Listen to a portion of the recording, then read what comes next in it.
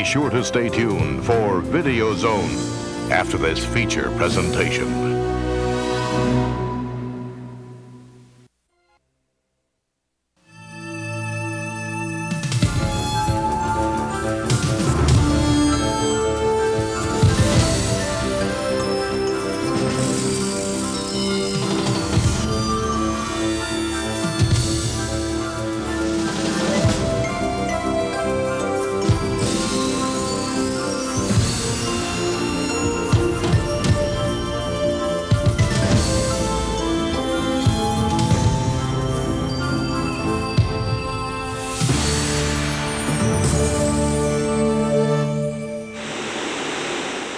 Welcome to Video Zone. As you can see, we're here in the full moon screening room, and I guess a big secret is out. Every time we shoot material, we sit here and we screen it, and these guys show up, and if they don't like it, we got a big problem. In any case, we do love Dr. Mordrid. I had a lot of fun making the picture. It was great working with my father as a co-director, and it was especially great working with Jeffrey Combs again. Our relationship goes back to the mid-'80s when we did Reanimator and From Beyond. And actually, speaking of H.P. Lovecraft adaptations, we're doing 2 later this year. We're doing The Lurking Fear, which we just announced, and we're also doing Shadow over Innsmouth, which I guess you've seen in the last full moon calendar. So I look forward to making those and about 20,000 other full moon films in the next 10 years. And in the meantime, I'll see you on the next edition of Video Zone.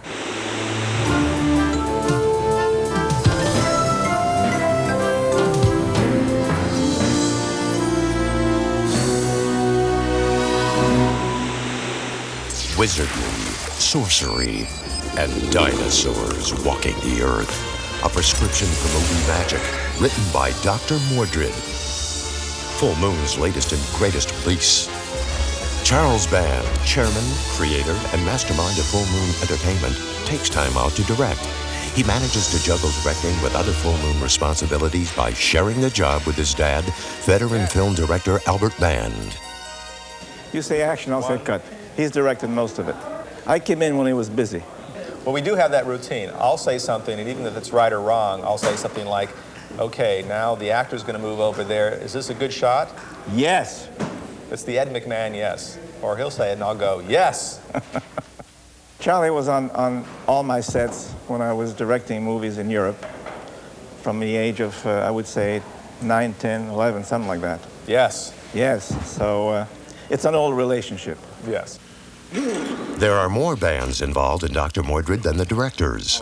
Richard Band, who has composed countless Full Moon scores, including The Pit and the Pendulum, Puppet Master, Demonic Toys, and now Dr. Mordrid. And Charles' son, Alexander, the little whippersnapper from the museum. Man, they sure were giants.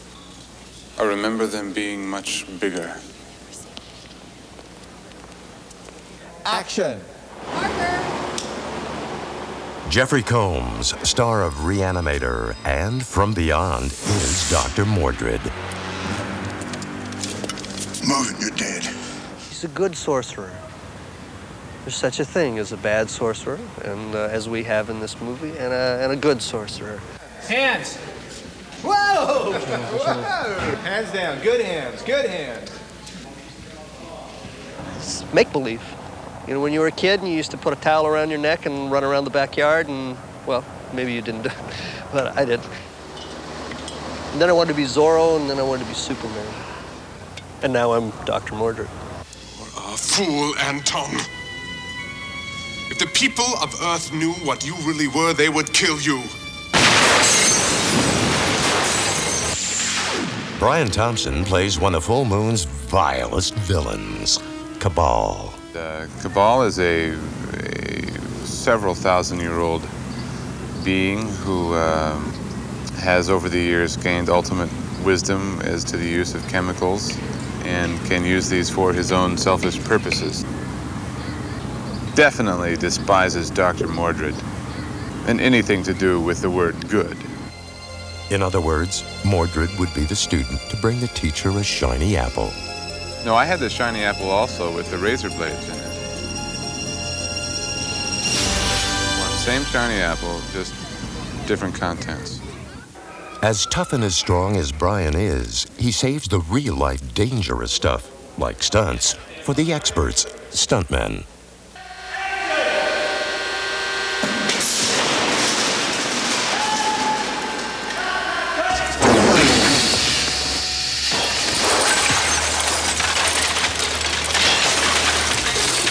Yes.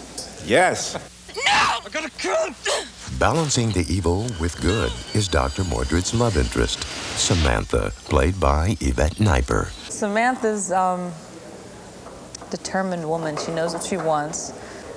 She's pretty smart, too. She knows all about the demonology, which I had no clue about until I sort of read up on it a little bit, but it's so entailed. It's amazing. Will Full Moon fans see more of Sam and Mordrid? Well, that's for us to know and you to find out. But I told him about the twinkle in her eyes. Well, lots of twinkles. Oh, well. See, we won't tell you anything. It's all up to you guys. Yeah. Guess it could be worse. It could be better.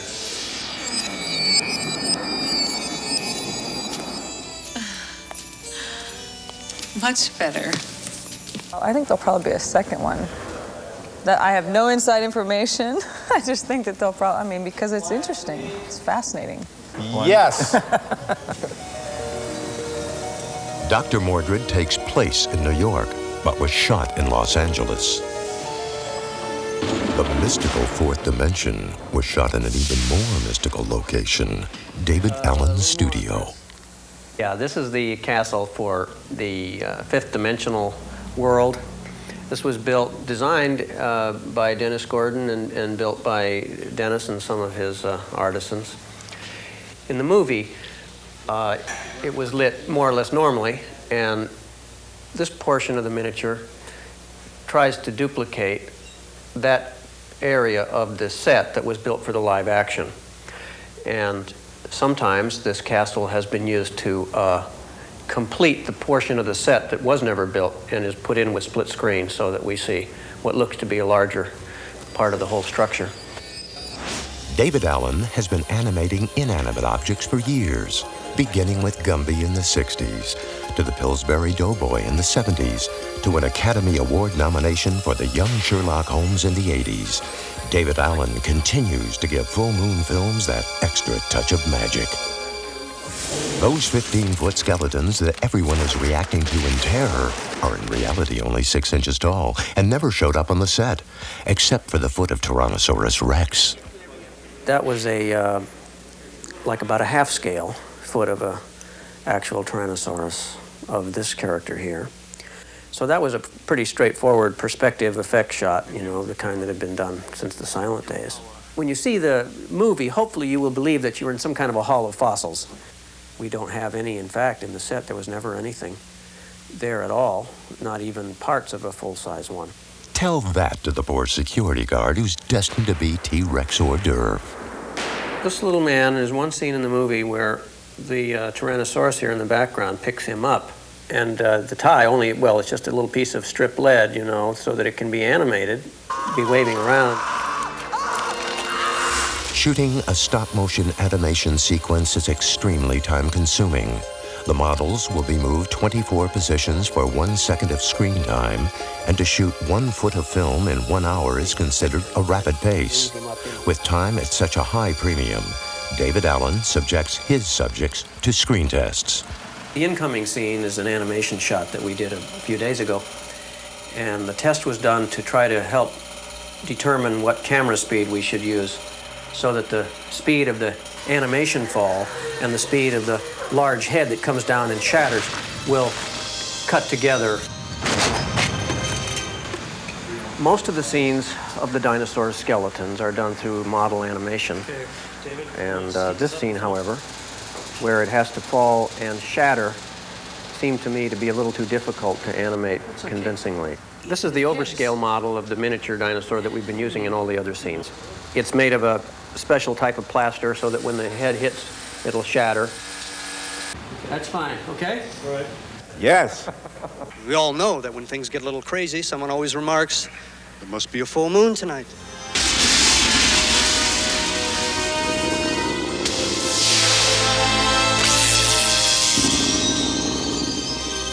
Dr. Mordrid, master of the unknown. It's fun directing with Sonny Boy, too. Yes, that's great. Very much so. And we hope to do many more. Many more. Yes.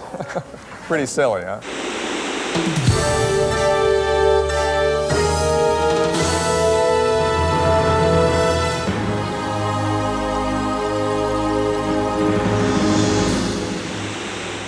Founded in 1988 by Bob Kurtzman, Howard Berger, and Greg Nicotero, K&B Makeup Effects Studios have become Hollywood's fastest rising monster makers. Their ghoulish talents ranging from the undead hordes of Army of Darkness to the deformed superhero of Darkman, the television series. K&B has also contributed the head-bashing effects to Misery, as well as building the false buffalo for the Best Picture winner, Dances with Wolves. Now, K&B has teamed with Full Moon Entertainment to create the creatures of Trancers 3, an assignment that has chilling irony for K&B founder Greg Nicotero. I think one of the most rewarding things about being involved with Trancers 3 was I got a chance to work with a really good friend of mine as a director. Courtney Joyner and I went to high school together in Pittsburgh, Pennsylvania. So when we were little tykes, we used to hang out talking about movies and drinking beer, and he was the only other person I knew that knew who Tom Savini was or knew who Rick Baker was, and I was amazed by that. So we used to talk about, wow, wouldn't it be cool if like someday we could like do a movie together. So as soon as I found out Trancers was happening, I called him instantly and said, Court, this is like an opportunity for us to realize our dream, man, to like do a movie together. So from that point on, he pulled me into the project and we started designing stuff. We went right into Shark, who was the lead character of the film as far as the prosthetics were concerned. Hi, I'm John Bisson, K&B FX's designer. And with the character Shark, we wanted to do something a little different. Not like today's cyborgs, which you see all over the place. And what we decided to do was create a character that was part machine, part shark, and part human. Our first designs were a bit heavy metalish. And then from there, we decided to go more and more along the lines of a predatory type of killing machine. This is Shark. Once the design was approved by our director, Courtney, our next step was to create a three-dimensional foam latex mask. Hi, I'm Ari Mihailoff, and that was the character Shark. This is the third role that I've done under mask. The other two are Texas Chainsaw Massacre #3 and Adventures in Dinosaur City. Now for this movie, I'm going to be wearing a mask designed by this man right here. Hello, my name is Gino Crognali. I did the sculpture and molding and painting of this character, Shark. So we'll be applying it to RA right now. This mask is designed as a full pullover head, just for time restraints on set. Okay. Now the mask is on. And the lip gets glued down with a product called 355 medical adhesive. It's a clear adhesive that helps hold the lip in place of the mask, so when RA speaks, the lip moves with him. And then after the lips are glued down, we insert the dentures, top and bottom dentures of chrome teeth, and this is the top pair, and then the bottom. The next step is to paint the lips black to help match and blend in his real lip tone. And then we have black lenses that go into the mask. They're clear on the outside, and the back of them are black pantyhose.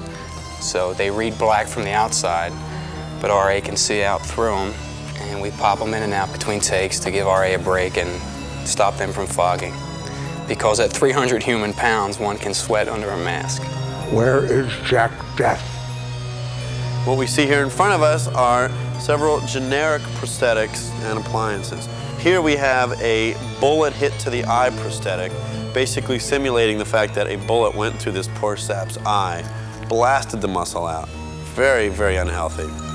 Right here what we have is this is a back of the hand appliance, so it looks like a guy got shot in the palm and the back of the hand blew out. You can see all the texture and the raised detail around there. That way the special effects guy can squib it.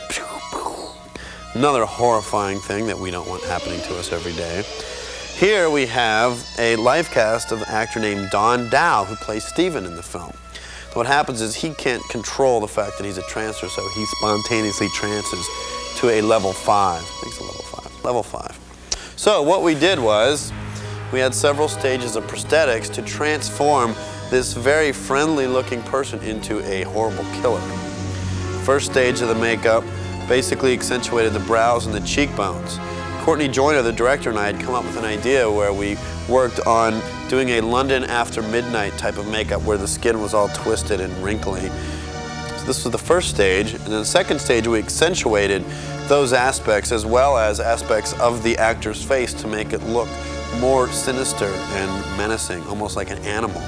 We exaggerated the wrinkled skin even more. Once this was all painted up with discoloration around the eyes, it looked quite impressive. So if you want to become a trancer, all you need is one of these. And there you go.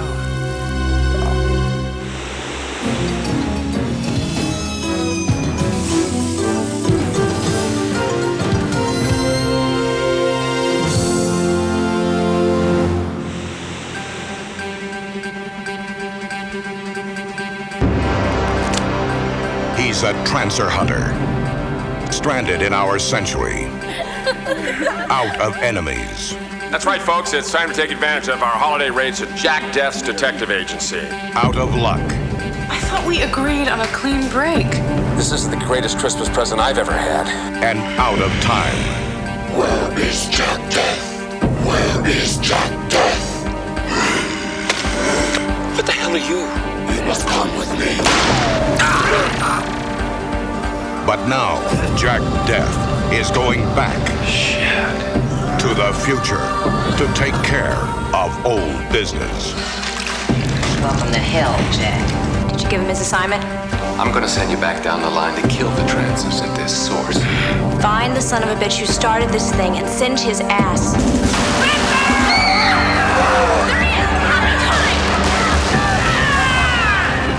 We need you down the line, Jack!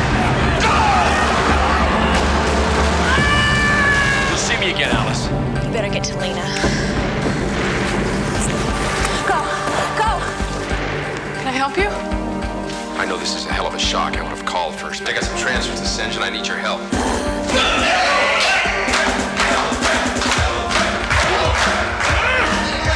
This is as fine a group of warriors as I have ever seen. When did the military start trancing experiments? She claims it's been going on for years. It's a real black bag operation. She used to be part of it, but now she wants out. Lena, who the hell is this guy? I'm a trancer hunter. Too much has been invested in you, but the only way you're going to leave us now is inside the body bag. Is that clear?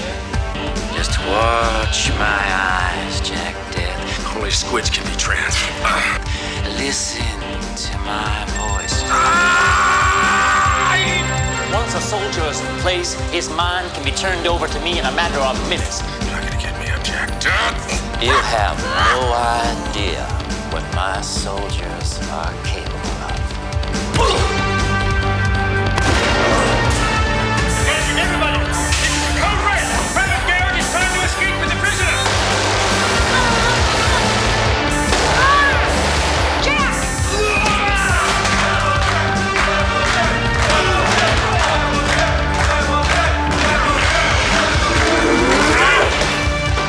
3 times, and you're death.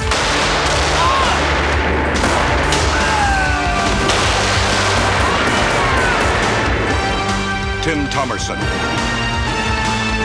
Andrew Robinson, Melanie Smith, Megan Ward, and Helen Hunt as Lena. Trancers 3.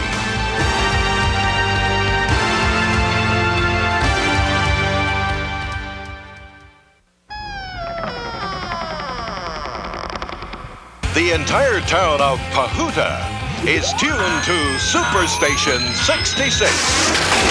Please, this stuff's killing me. That was funny. But while Dangerous Dan O'Dare is rocking the airwaves, A disc jockey from outer space is about to change the frequency to total terror.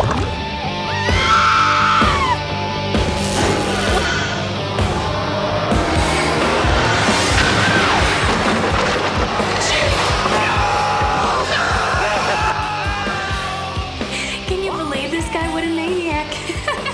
He's offering a prize to any beautiful woman who's listening. Hey, whatever they're doing, it's intense. A one-way trip to another galaxy.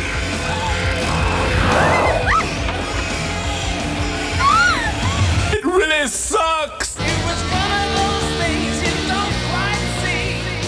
Aliens are using my voice to aim their machinery. Oh my God. Turn off your radios, people. They're doing it again.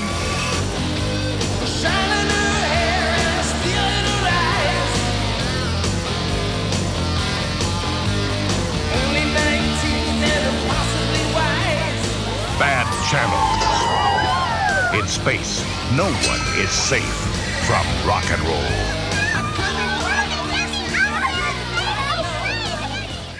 In Comet Valley, the seeds that aliens have planted have grown inside of human souls. The question is, are you one of them?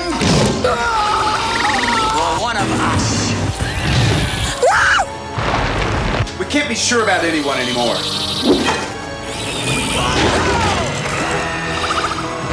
Seed people. Now on video cassette from Full Moon Entertainment. In an abandoned warehouse, evil has been waiting, watching, wanting for someone to play with its toys. We're gonna have a lot of fun here tonight, friend. Someone's inside the toys. What do you want? Demonic toys. Now on video cassette from Full Moon Entertainment. Beyond desire. Beyond evil. Beyond imagination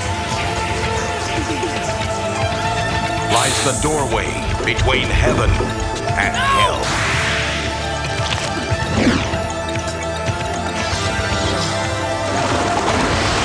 Netherworld. Now on video cassette from Full Moon Entertainment.